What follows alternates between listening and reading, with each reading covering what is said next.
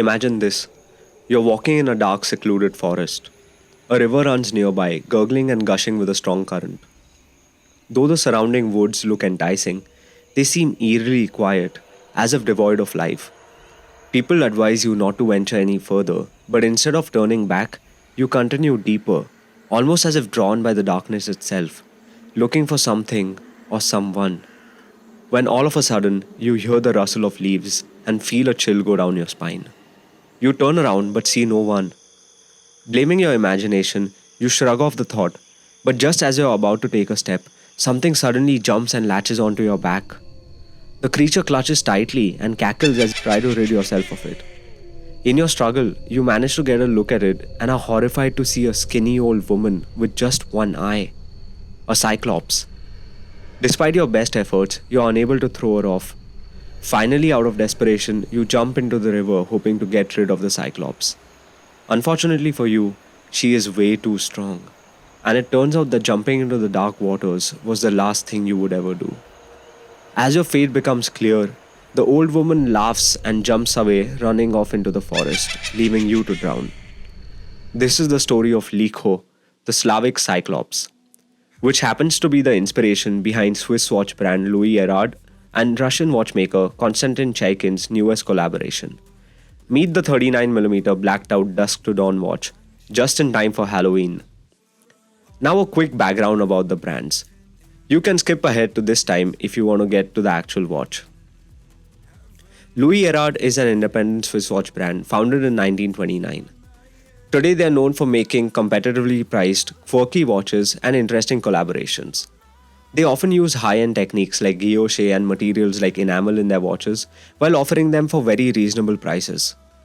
Okay, this may be all well and good, but who is Konstantin Chaykin and why should we care about his watches? Mr. Chaykin is a Russian watchmaker who is a member of the AHCI and is known as one of the brightest innovators in the watchmaking space today. And I don't say this lightly. This man has amassed over 90 patents over his 20-year career. Today, he is most famous for his eccentric Joker watches. And although his watches may look like organized chaos, they are true horological innovations. The odd placement of the eyes and mouth on his creatures actually house critical components like the hours, minutes, or complications such as moon phase indicators or day-night indicators.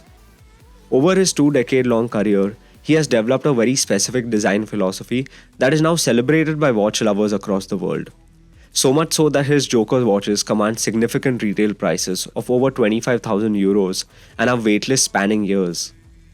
So through this collaboration, it's cool that you can get the chance to own a watch that's been designed by Konstantin Chaykin, but for a fraction of the price and without the weight. These watches come in 4 variations: 2 42mm models and 2 39mm models, with each variant limited to 178 pieces. Of all the models, this one is my favorite. Not only because this 39mm watch fits great on my wrist, but also because the design goes all out, embracing the wrist-worn theme. This is such a perfect Halloween watch. Now I know that many, if not most of you may not like the look of the watch, but I love it.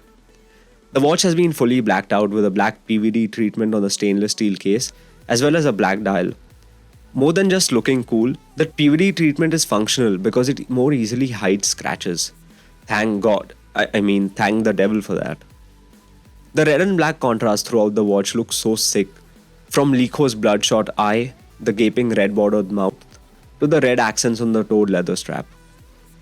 The standout features on the dial are obviously the single eye looking here and there throughout the day and the gaping mouth.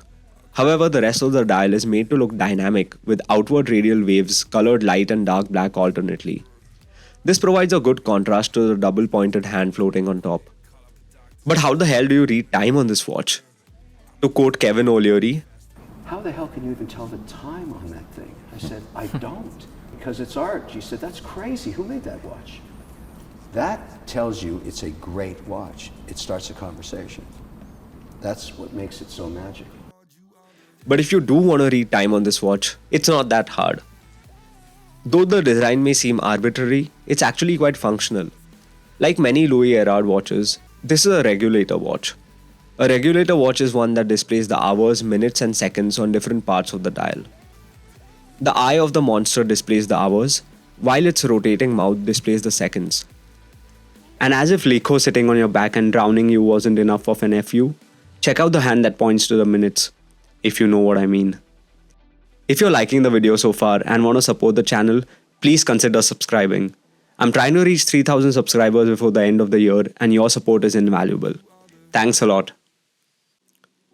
Now this watch has a 39mm case and sits just under 13mm tall, including the dome sapphire crystal. This combined with the sub 46mm lug-to-lug measurement makes the watch a good fit on my 6-inch wrist. Furthermore, the all-black looks makes the watch appear slightly smaller visually. The back of the case flaunts the 1 out of 178 as well as the 50-meter water resistance. Of course, what draws your eyes is the red tinted sapphire glass, which houses an elaborate grade automatic Sellita SW266-1 movement. Okay, let's not get carried away by all the buzzwords. An elaborate grade movement is a tier above the standard Sellita movement and a tier below the top grade movement. What this means in practical terms is that this is a pretty solid movement that's been adjusted in 3 positions and runs with an accuracy between plus or minus 7 to plus or minus 20 seconds a day. This self-winding movement will run for about 38 hours when fully wound. Now Louis Erard have opted for this Sellita movement very intentionally. I had the pleasure of meeting the CEO, Mr. Manuel Emch, last week, and he justified the use of the movement. In his own words, Mr. Emch calls the Sellita a workhorse of a movement. It's super reliable, as is evident from the fact that less than 0.1% of the watches are sent back through defects.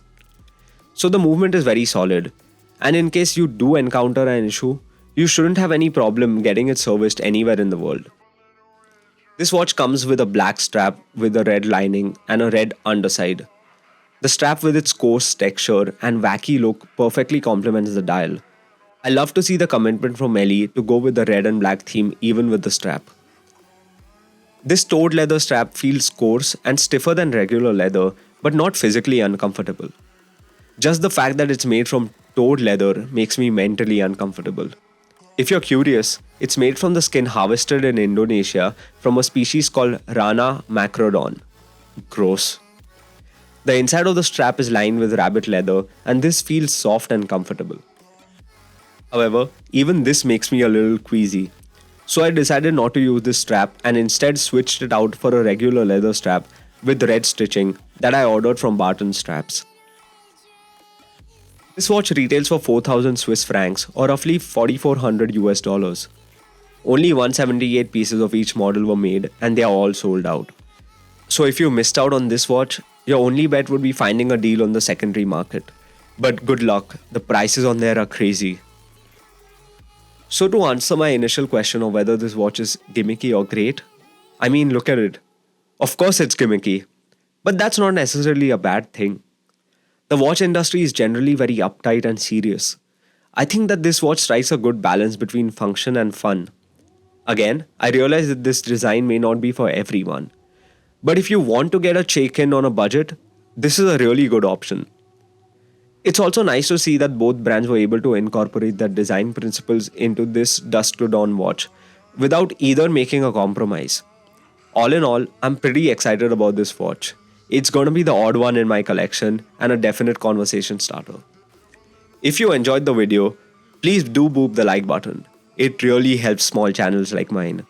And also consider subscribing. I've got so many videos lined up. Also feel free to follow me on Instagram where I post regular updates. But that's all for now. Thanks again and I'll see you in the next video very soon.